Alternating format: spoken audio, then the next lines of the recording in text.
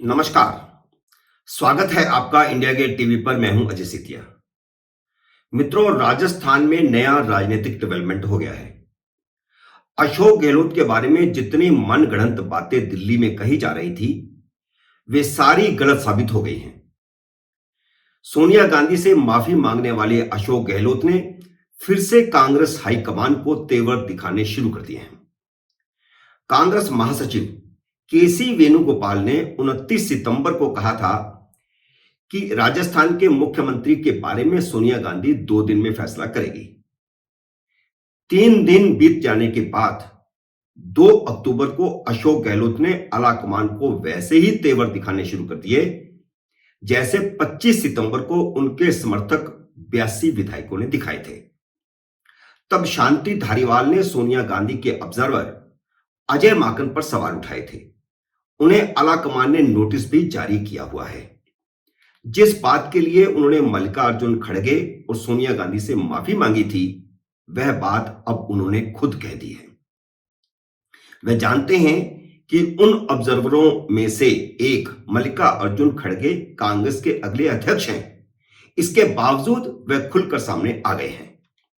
अब उन्होंने कांग्रेस आला कमान को खुली चुनौती दे दी है कि वह उन्हें मुख्यमंत्री पद से हटाकर सचिन पायलट को मुख्यमंत्री बनाकर दिखाए। अशोक गहलोत ने आलाकमान को बता दिया है कि 102 विधायक उनके साथ हैं, वह किसी गलतफहमी में ना रहे। यह बात उन्होंने मीडिया के सामने और उन शांति धारीवाल की मौजूदगी में कही जिन्हें आलाकमान ने नोटिस दिया हुआ है। दिल्ली में बैठा हुआ मीडिया क्या क्या क्यास लगा रहा था कि अशोक गहलोत सोनिया के सामने भीगी बिल्ली बनकर बैठे थे। सोनिया गांधी अब उनकी छुट्टी करके सचिन पायलट को मुख्यमंत्री बना देगी। सोनिया गांधी से मुलाकात के बाद सचिन पायलट की मुस्कान के अर्थ निकाले जा रहे थे। 3 दिन की चुप्पी के बाद अब 2 बातें सामने आ गई हैं। एक तो यह बात कि पूरी तरह गलत हो गई कि उन्होंने सोनिया गांधी के सामने बिना शर्त माफी मांगी थी। उन्होंने अपने समर्थक विधायकों की बैठक के लिए सिर्फ खेद व्यक्त किया था। कहा था कि जो हुआ वह दुखद था। बाहर आकर भले ही उन्होंने माफी शब्द का इस्तेमाल किया, लेकिन अंदर उन्होंने सिर्फ खेद व्यक्त किया था, और वह भी सिर्फ सोनिया गांधी का सम्मान रखने के लिए, क्योंकि मैसेज यह दिया जा रहा था कि गहलोत के विधायकों ने सोनिया गांधी का अपमान किया है। दूसरी बात यह भी स्पष्ट हो गई है कि सोनिया गांधी के साथ आमने सामने की बैठक में उन्होंने अजय माकन की शिकायत की थी कि वह किस तरह सचिन पायलट के लिए लॉबिंग कर रहे थे। जिन मुद्दों पर वह सोनिया गांधी को अपनी बात कहने गए थे, उन मुद्दों को वह लिखकर लेकर के गए थे। यह अशोक गहलोत की पुरानी शैली है। वह किसी भी बैठक से पहले बैठक के मुद्दे लिखकर तैयार रखते हैं, लेकिन पहले कभी ऐसा कागज लीक नहीं हुआ। इस बार अशोक गहलोत ने एक रणनीति के तहत वह कागज मीडिया को लीक किया। जानबूझकर उन्होंने वह कागज मीडिया के सामने अपनी जेब से निकाला था ताकि माफी का मैसेज चला जाए, जबकि इससे पहले वह हमेशा आमने सामने बैठने के बाद ही कागज निकालते रहे हैं। कागज पर शुरू में खेद शब्द लिखा हुआ था, वह कैमरे में भी आ गया है। उसके बाद सारे पॉइंट पार्टी के प्रति उनकी वफादारी और सचिन पायलट के पार्टी से विश्वासघात से भरे पड़े हैं। उन्होंने यहां तक कहा कि सचिन पायलट 2020 में बगावत के समय ही पार्टी छोड़ जाते तो कांग्रेस का भला होता। उन्होंने सोनिया गांधी को बताया कि अजय माकन ने कुछ विधायकों को कहा था कि अगर सचिन पायलट को मुख्यमंत्री नहीं बनाया गया तो वह पार्टी छोड़ देंगे और सरकार गिर जाएगी। इस तरह कांग्रेस विधायकों को सरकार गिरने का डर दिखाया गया, जबकि उन्हें सिर्फ एक लाइन का प्रस्ताव पास करवाने के लिए यहां से भेजा गया था।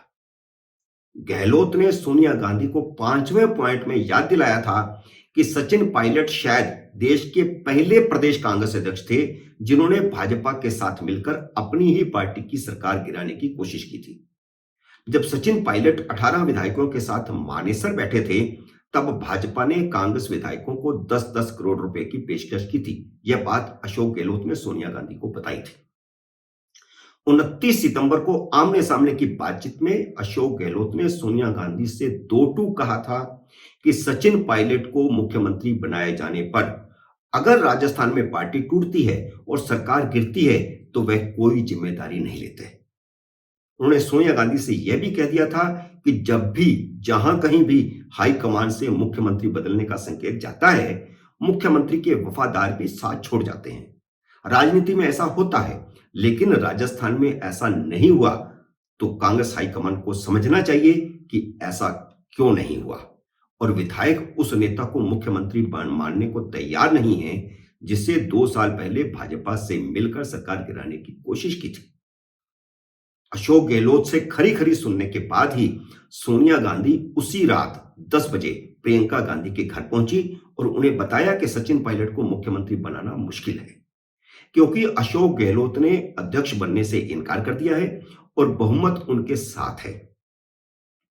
प्रियंका गांधी ने ही 2 साल पहले सचिन पायलट को मुख्यमंत्री बनवाने का वादा किया था और वही सोनिया गांधी और राहुल गांधी पर दबाव बनाए हुए थी। यह सारा खेल असल में सचिन पायलट को मुख्यमंत्री बनवाने के लिए रचा गया था। अशोक गहलोत को मुख्यमंत्री पद से हटवाने के लिए ही उन्हें अध्यक्ष पद की पेशकश की गई थी। यह बात अशोक गहलोत भी समझ गए थे, इसलिए उन्होंने आला कमान की योजना को फेल कर दिया। एक तरह से उन्होंने आला कमान को दो टूक बता दिया है कि जिसके पास ना तीर है ना कमान है, वह काहे का आला कमान है। आला कमान को अशोक गहलोत ने एहसास करवा दिया कि क्षत्रपों के बगैर उसकी हैसियत कुछ भी नहीं है, और 102 विधायकों के समर्थन के साथ वह राजस्थान के क्षत्रप हैं। जो बातें अशोक गहलोत ने सोनिया गांधी के सामने रखी थी, 3 दिन के इंतजार के बाद उन सभी बातों को उन्होंने मीडिया के सामने दोहरा दिया है। गहलोत ने कहा कि जब कोई सीएम बदला जाने लगता है तो 80% विधायक मुख्यमंत्री का साथ छोड़ देते हैं।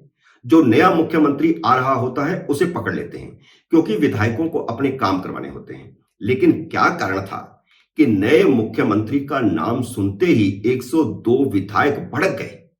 गहलोत ने बागी तेवर दिखाने वाले अपने समर्थक विधायकों की तारीफ की है, और उनकी तारीफ करते हुए गहलोत ने कहा कि विधायक इसलिए भड़के क्योंकि उन्हें यह अंदाज लग गया था कि आला कमान सचिन पायलट को मुख्यमंत्री बनाना चाहता है। अशोक गहलोत ने मीडिया से बात करते हुए पहली बार गांधी परिवार के फैसले लेने की क्षमता पर सवाल उठाया है, जबकि इससे पहले वे हमेशा घर की बात कहकर के टाल दिया करते थे। हां, सचिन पायलट के खिलाफ पहले भी खुलकर बोलते थे और अब भी खुलकर बोले हैं। उन्होंने बागी विधायकों को अमित शाह के साथ हुई मीटिंग की याद भी दिलाई और यह भी याद दिलाया कि किस प्रकार उनको मिठाई खिलाई गई थी, और यह बात उन्होंने सोनिया गांधी को भी बताई थी। उन्हें एक बार फिर मीडिया के सामने दोहराकर आला कमान को साफ संकेत दे दिया है कि वह सचिन पायलट को मुख्यमंत्री बनाया जाना बर्दाश्त नहीं करेंगे। एक तरह से उन्होंने बता दिया है कि विधायकों का बहुमत गांधी परिवार के साथ नहीं, उनके साथ है। मित्रों, उम्मीद है मेरा यह विश्लेषण आपको पसंद आया होगा। इसे लाइक कीजिए, शेयर कीजिए। अगर आपने मेरे YouTube चैनल को सब्सक्राइब नहीं किया तो कृपया सब्सक्राइब भी कीजिए और घंटी का बटन भी दबाइए, ताकि जैसे ही नया वीडियो आए आपको सूचना आए। मेरे नए वीडियो का करिए इंतजार। तब तक नमस्कार।